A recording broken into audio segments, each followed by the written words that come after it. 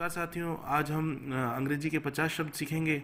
बहुत जल्दी तेज गति से सीखेंगे और एक एक शब्द को हम तीन तीन बार बोलेंगे और उसका तीन तीन बार मीनिंग बताएंगे, जिससे कि याद करने में आसानी रहे। तो पहला शब्द आता है एब्रप्ट। ABRUPT यानी अचानक। एब्रप्ट यानी अचानक, अचानक या आकस्मिक, एकदम से जो हो जाए। एब्रप्ट यानी अचानक। दूसरा शब्द है एब्स्ट्रैक्ट। एब्स्ट्रैक्ट यानी निराकार। निराकार का मतलब जिसका कोई आकार ना हो, यानी जो अमूर्त हो, जिसकी कोई शक्ल ना हो, वो होता है निराकार। तो एब्स्ट्रैक्ट यानी निराकार, एब्स्ट्रैक्ट यानी निराकार। तीसरा शब्द आता है एब्सर्ड। एब्सर्ड का मतलब होता है निरर्थक या बेतुका, यानी जिस बात का कोई तुक नहीं हो, जिस बात का कोई अर्थ नहीं हो, उसे हम लोग बोलते हैं एब्सर्ड। तो एब्सर्ड यानी निरर्थक, एब्सर्ड यानी निरर्थक। उसके बाद जो वर्ड आता है वो आता है एक्यूमुलेट। एक्यूमुलेट यानी संचय करना, किसी भी चीज़ को संचित करना या इकट्ठा करना, एकत्रित करना। तो एक्यूमुलेट का मीनिंग हो गया संचय करना। एक्यूमुलेट का मीनिंग हो गया संचय करना। उसके बाद आता है एडवर्सिटी। एडवर्सिटी यानी विपत्ति या कठिनाई आना, यानी या मुश्किल आना। तो एडवर्सिटी का मतलब होगा विपत्ति। एडवर्सिटी यानी विपत्ति। उसके बाद है बेफल। बेफल की स्पेलिंग है BAFFLE। बेफल यानी असमंजस में, यानी हम लोग दुविधा में हो जाते हैं, उसे बोलते हैं बेफल। बेफल यानी असमंजस में या दुविधा में होना। बेफल यानी असमंजस में या दुविधा में होना। उसके बाद आता है बैंकरप्ट। बैंकरप्ट यानी दिवालिया हो जाना, यानी बिल्कुल संपत्ति जिसकी चली जाती है, बिल्कुल सड़क पे जो आ जाता है, कंगाल हो जाता है, उसे बोलते हैं हम लोग बैंकरप्ट हो गया। तो बैंकरप्ट यानी दिवालिया होना। बैंकरप्ट यानी दिवालिया होना। बीनीथ। बीनीथ का मतलब है किसी के नीचे होना। या तो किसी चीज के नीचे होना, उसे बैंकरप्ट, उसे बीनीथ बोलेंगे। या फिर जो उसके लायक ना हो, यानी अयोग्य हो, किसी चीज के अयोग्य होना बीनीथ होना। यानी जैसे किसी जॉब के अयोग्य है तो वो बीनीथ कहलाएंगे। तो बीनीथ यानी अयोग्य होना, बीनीथ यानी अयोग्य होना। ब्लांड। ब्लांड यानी अनाकर्षक होना या अरोचक होना, यानी जिसको देख के कोई रुचि ना हो, या जिस चीज को पढ़ के कोई रुचि ना हो, उसे बोलते हैं ब्लांड। तो ब्लांड यानी अनाकर्षक होना या अरुचिकर होना। ब्लांड यानी अनाकर्षक होना या अरोचक होना। उसके बाद है ब्लेंड। ब्लेंड यानी जब हम किसी चीज का मिश्रण कर देते हैं, दो या दो से ज्यादा चीजों को मिश्रित कर देते हैं या इकट्ठा कर देते हैं, तो उसे हम लोग बोलते हैं ब्लेंड। ब्लेंड यानी मिश्रण करना, ब्लेंड यानी मिश्रण बनाना, ब्लेंड यानी मिश्रण बनाना। नेक्स्ट वर्ड पे आते हैं। नेक्स्ट वर्ड है ब्लूम। ब्लूम यानी बाहर आना या पुष्प या फूल आप बोल सकते हैं। जैसे बसंत ऋतु आती है या सावन ऋतु आती है तो उसे बोलते हैं बाहर आना, बाहर आ गई, है ना। तो वो भी हम ले सकते हैं। दूसरा अदर टर्म्स में यूज, जैसे जवानी या यौवन, वो भी बोल सकते हैं। तो ब्लूम यानी पुष्प, ब्लूम यानी पुष्प, ठीक है। नेक्स्ट वर्ड है सीज। सीज यानी समाप्त होना या खत्म होना, या किसी की डेथ होगी तो हम उसको सीज्ड पर्सन बोलेंगे, यानी मृत व्यक्ति, ये भी कह देंगे हम। तो सीज यानी समाप्त होना, सीज यानी समाप्त होना। उसके बाद जो नेक्स्ट वर्ड है वो है केओस। स्पेलिंग है इसके CHAOS, लेकिन हम बोलेंगे केओस। केओस यानी अर्थ व्यवस्था हो जाना। कोई भी हमसे मिलन करते हैं या प्रोग्राम या मीटिंग करते हैं तो वहाँ पे बड़ी अव्यवस्था हो जाती है, ऑर्गेनाइज ढंग से नहीं कर पाते, यानी कोई भी चीज़ ऑर्गेनाइज ना हो पाए, उसे बोलते हैं अव्यवस्था, है ना। केओस यानी अव्यवस्था, केओस यानी अव्यवस्था। क्लमजी। कोई व्यक्ति बदतमीज हो या फिर फूहड़ हो, बेडोल हो, यानी बात करने की तमीज ना हो, उसे हम लोग बोलते हैं क्लमजी पर्सन, है ना। तो हम लोग क्लमजी का मतलब निकालेंगे फूहड़ या बेडोल से। तो क्लमजी यानी फूहड़, क्लमजी यानी फूहड़। कॉल्यूजन। कॉल्यूजन यानी साठ गांठ या फिर मिली भगत, यानी जैसे कोई टेंडर निकला, मान लीजिए पहले से ही साठ गांठ है कि तुझे टेंडर देंगे या तुझे ही ये रिवार्ड मनी दी जाएगी, है ना, पहले से ही वो होता है, तो उसे साठ गांठ बोलते हैं या मिली भगत बोलते हैं। तो कॉल्यूजन यानी साठ गांठ या फिर मिली भगत। कॉल्यूजन यानी साठ गांठ। कंपेल। कंपेल यानी किसी को मजबूर करना या फिर विवश करना। कोई भी काम करने के लिए, कुछ भी करने के लिए किसी को मजबूर कर दिया जाता है, विवश कर दिया जाता है, उसे हम लोग बोलते हैं कंपेल। कंपेल यानी मजबूर करना, कंपेल यानी विवश करना। नेक्स्ट वर्ड है डिजेक्टेड। डिजेक्टेड यानी मायूस होना या कोई दुखी हो जाना, है ना। तो डिजेक्टेड यानी मायूस होना या दुखी हो जाना, मायूस होना या दुखी हो जाना। डिजेक्टेड यानी मायूस होना।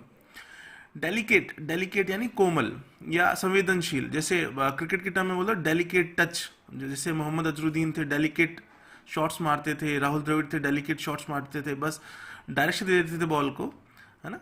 तो उसे बोलते हैं हम लोग डेलिकेट। डेलिकेट यानी कोमल, डेलिकेट यानी कोमल। डिलाइट, डिलाइट यानी उत्साहित या जो बहुत खुश रहता है ना। डिलाइटफुल, डिलाइटफुल यानी जो बहुत उत्साहित रहता है हमेशा, है ना। तो डिलाइट यानी उत्साहित, डिलाइट यानी उत्साहित। डेप्राइव, डेप्राइव यानी जो व्यक्ति वंचित हो, जैसे वंचित तबके का व्यक्ति हो गया या कोई किसी चीज से महरूम हो गया, उसे हम लोग बोलते हैं वंचित होना, है ना। तो डिप्राइव यानी वंचित, डिप्राइव यानी वंचित। डिवास्टेट यानी कोई चीज विनाश, किसी चीज का विनाश हो जाना या नष्ट हो जाना, उसे क्या बोलते हैं? डिवास्टेट।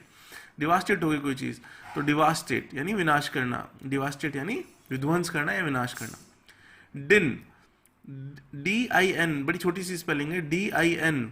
ज्यादातर लोग बोलेंगे दिन, लेकिन ये एक्चुअली में बोला जाता है डिन। तो डिन यानी शोर मचाना या कोलाहल करना या चीख चिल्लाट करना। डिन, DIN यानी शोर मचाना, DIN यानी शोर मचाना। वर्ड पे चलते हैं हम लोग, जिसको बोलते हैं ड्राउजी। ड्राउजी यानी उबासी लेना, या जैसे उबासी ले लेते हैं ना, बात करते करते किसी ने उबासी ले ली है ना, उसे बोलते हैं ड्राउजी। तो ड्राउजी यानी उबासी लेना, ड्राउजी यानी उबासी लेना। उसके बाद नेक्स्ट वर्ड है इलोंगेट। इलोंगेट यानी किसी चीज को विस्तार से समझाना, जैसे किसी भी चीज को फैला दिया या विस्तार कर दिया। इसका कई जगह अलग अलग मीनिंग निकलेगा। किसी भाषण को हमने विस्तार से, कोई किसी ने विस्तार से भाषण दे दिया तो वो इलोंगेट हो गया, या किसी को विस्तार से समझा दिया तो वो भी इलोंगेट हो गया। कुछ विस्तार से लिख दिया तो वो भी इलोंगेट हो गया। किसी चीज को फैला दिया तो वो भी इलोंगेट हो गया, है ना। तो इलोंगेट यानी विस्तार, इलोंगेट यानी विस्तार। एमिनेंट यानी कोई बहुत प्रसिद्ध व्यक्ति हो या प्रतिष्ठित व्यक्ति हो, उसे बोलते हैं एमिनेंट, एमिनेंट पर्सनैलिटी, है ना। तो एमिनेंट यानी प्रसिद्ध, एमिनेंट यानी प्रसिद्ध। अब नेक्स्ट है एमिट। एमिट यानी छोड़ना, एमिट जैसे एग्जिट होता है ना, बाहर निकलना, वैसे ही एमिट, एमिट यानी छोड़ना, एमिट यानी छोड़ना। नेक्स्ट है एटर्नल। एटर्नल कौन है? गॉड, एटर्नल गॉड, है ना, अविनाशी भगवान, जो जन्मा ना हो, जिसका विनाश ना हो सका हो, ठीक है, तो उसे हम लोग क्या बोलते हैं? एटर्नल, है ना। एटर्नल यानी अविनाशी, एटर्नल यानी अविनाशी। गिगांटिक, गिगांटिक का मतलब जो बहुत बड़ा हो, जैसे बड़े बड़े गिगांटिक, गिगांटिक एलिफेंट यानी विशाल काय हाथी, है ना। गिगांटिक बिल्डिंग्स, है ना, विशाल काय बिल्डिंग्स, ठीक है। तो गिगांटिक यानी विशाल काय, गिगांटिक यानी विशाल काय। हारमोनी, हारमोनी यानी जैसे हम लोग कई बार एग्जाम्पल में लेते हैं कि संप्रदायों में हारमोनी होनी चाहिए, यानी संप्रदायों के बीच में सांप्रदायिक सौहार्द होना चाहिए या मेल मिलाप होना चाहिए, तालमेल होना चाहिए। तो हारमोनी यानी मेल मिलाप, हारमोनी यानी मेल मिलाप। फिर नेक्स्ट है होएक्स। होएक्स यानी धोखा देना या फिर झांसा देना, यानी किसी ने किसी को धोखा दे दिया तो वो होएक्स हो गया, या फिर झांसा दे दिया तो वो भी होएक्स हो गया, है ना।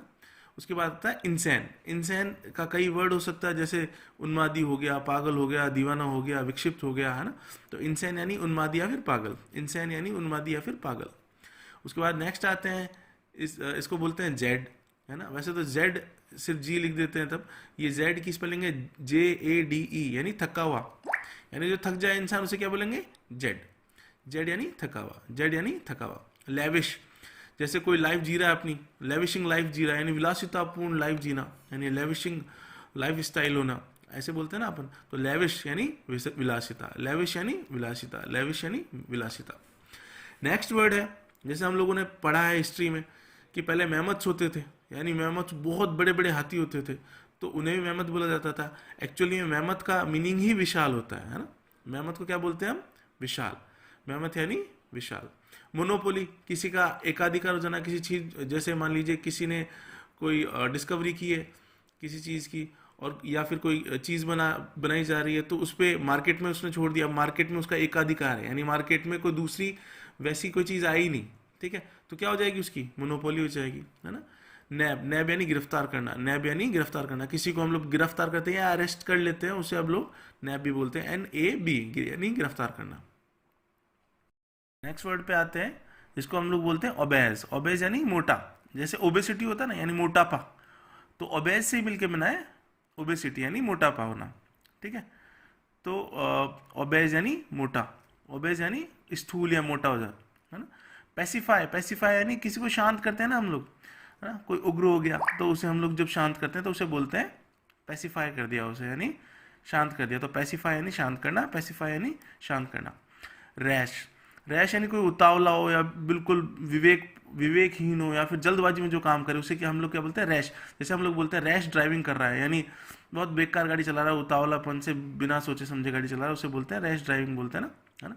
तो रैश यानी उतावला, रैश यानी उतावला। स्कैटर यानी कोई चीज़ जब तितर बितर हो जाए या फैल जाए उसे हम लोग क्या बोलते हैं, स्कैटर। जैसे जैसे आसमान में जो बादल हैं वो क्या है, स्कैटर्ड फॉर्म में हो जाते हैं कई बार, यानी अलग अलग हो जाते हैं, तितर बितर हो जाते हैं, तो उसे बोलते हैं स्कैटर क्लाउड बोलते हैं ना। तो स्कैटर यानी तितर बितर होना या फिर फैल जाना, स्कैटर यानी तितर बितर होना। यहाँ पे ये थॉर्नी थॉर्नी 2 बार लिख दिया है। थॉर्नी का मतलब होता है कटीला। थॉर्न हम लोग जानते हैं, थॉर्न यानी होता है कांटा। अब जब थॉर्न काटा हुआ तो थॉर्नी क्या हो जाएगा, कटीला। ठीक है, तो थॉर्न यानी कटीला, थॉर्न यानी कटीला। वैकेंट, वैकेंट जैसे वैकेंट से क्या मिलके बना है, वैकेंसी, है ना। यानी वैकेंसी कब निकलती है, जब सीट क्या होती है, वैकेंट होती है, यानी खाली होती है ना। तो वैकेंट यानी रिक्त, वैकेंट यानी रिक्त। जैसे विजिलेंट, विजिलेंट का मतलब जैसे विजिलेंसी टीम आई, यानी जो जो चौकन्नी रहे ऐसी टीम, है ना, विजिलेंट टीम आई। तो हम लोग विजिलेंट यानी सावधान, विजिलेंट से क्या बना है, विजिलेंसी, विजिलेंसी यानी सावधानी बनी है। तो विजिलेंट यानी सावधान, विजिलेंट यानी सावधान। वीकन, तो वीक के बाद हम लोग ईएन लगा देते हैं, इसका मतलब होता है कमजोर कर देना। वीक यानी तो खुद कमजोर होता है, वीकन यानी कमजोर कर देना। वीकन यानी कमजोर कर देना, वीकन यानी कमजोर कर देना। हमारा वीकन यानी कमजोर कर देना। वीक यानी तो खुद कमजोर होता है, वीकन यानी कमजोर कर देना। ठीक है, तो वीकन यानी कमजोर कर देना या किसी को निर्बल कर देना, है ना। तो वीकन यानी कमजोर कर देना, वीकन यानी कमजोर कर देना। अच्छा, वेव, वेव यानी दावा छोड़ देना। एक आपने टर्म्स पढ़ी होगी, वेवर, यानी किसी सब्जेक्ट में यदि हमें वेवर मिल जाता है, इसका मतलब वो सब्जेक्ट का पेपर हमें देना ही नहीं पड़ता। जैसे इस बार 11वीं के और 9वीं के एग्जाम्स में वेवर हो गया, यानी कुछ सब्जेक्ट्स हो सकता है कि देना पड़े कुछ का पेपर, और कुछ में वेवर हो गया, यानी कुछ सब्जेक्ट्स का पेपर ही ना देना पड़े, यानी उसमें वेवर हो गया, है ना। वो सब्जेक्ट्स क्या होंगे, वेवर हो गए। ठीक है, तो कोई चीज जब दावा छोड़ दिया जाता है तो उसे बोलते हैं वेव, WAIVE, यानी जब दावा छोड़ दिया जाता है, दावा तो हो लेकिन दावा छोड़ दिया या परित्याग कर दिया या त्याग कर दिया, है ना, तो उसे क्या बोलते हैं, वेव। तो वेव यानी दावा छोड़ देना, वेव यानी दावा छोड़ देना। अब आता है वांडर। वांडर यानी इधर उधर घूमना, जो इधर इधर घूमते रहते हैं, भटकते फिरते हैं, उन्हें क्या बोलते हैं, वांडर। ठीक है, तो वांडर यानी इधर उधर घूमना या भटकना, वांडर यानी इधर उधर घूमना या फिर भटकना। होलसम, होलसम यानी स्वास्थ्यकर या फिर लाभकारी होना। यानी मान लीजिए किसी ने कोई दवा ली, वो उसके स्वास्थ्य के लिए लाभकारी है, या फिर कोई औषधि ली तो वो भी स्वास्थ्यकारी है, तो उससे हम लोग क्या बोलेंगे, ये जो दवा है वो होलसम है। ठीक है, तो होलसम यानी लाभकारी, होलसम यानी स्वास्थ्यकर या फिर लाभकारी। नेक्स्ट है रैथ। रैथ का मतलब क्रोधित होना या गुस्सा होना, है ना। मान लो किसी को गुस्सा आ गया, यानी वो रैथ फेज में चला गया एक तरह से, है ना, वो रैथ हो गया यानी गुस्सा हो गया। तो रैथ यानी गुस्सा होना, रैथ यानी क्रोध या फिर गुस्सा। ठीक है, याइल्ड, याइल्ड यानी तो आप लोग जानते ही हो, उत्पादकता होना, उत्पादन होना या फिर पैदावार होना। यानी किसी खेत में कितना पैदावार हुई, यानी कितनी याइल्डिंग हुई या कितनी पैदावार हुई। ठीक है, इसको अलग अलग टर्म्स में, जैसे मैनेजमेंट के टर्म्स में अलग ले सकते हैं, प्रोडक्शन के टर्म्स में अलग ले सकते हैं, और किसी और चीज़ में जैसे मान लीजिए खेत के टर्म्स में और ले सकते हैं। ठीक है, या फिर रेवेन्यू के टर्म्स में और ले सकते हैं। तो याइल्ड के कई मतलब निकलते हैं, लेकिन कहीं ना कहीं इसका मतलब होता है उत्पादन होना या फिर पैदावार होना। लास्ट वर्ड जो है हमारा, जो जेड पे है, उसका मतलब होता है सर्वोच्च शिखर, यानी जेनिथ। जेनिथ नाम से कई जगह ऑफिसेज भी खुले हुए हैं अलग अलग, जैसे कंपनीज अपना नाम जेनिथ रख लेते हैं। जेनिथ का मतलब होता है सबसे ऊंचा शिखर, यानी जैसे माउंट एवरेस्ट, तो माउंट एवरेस्ट क्या है, जेनिथ है किसका, हिमालय की। यानी हिमालय की सबसे ऊंची चोटी कौन सी है, माउंट एवरेस्ट। तो वैसे ही जेनिथ, जेनिथ यानी सर्वोच्च शिखर। अब आपने ये देखा होगा कि हम 1 से लेके 50 तक हम लोगों ने वर्ड्स सीख लिए, उनकी हिंदी सीख ली, और 3-3 बार हमने रिवीजन भी कर लिया है। ठीक है, उनका मतलब भी समझ लिया है। तो ऐसे ही मैं वीडियोस लाता रहूँगा, और बहुत जल्दी जल्दी हम लोग 50-50 वर्ड्स करते रहेंगे विद हिंदी। अब आप इनका रिवीजन करते रहिए लगातार। ठीक है।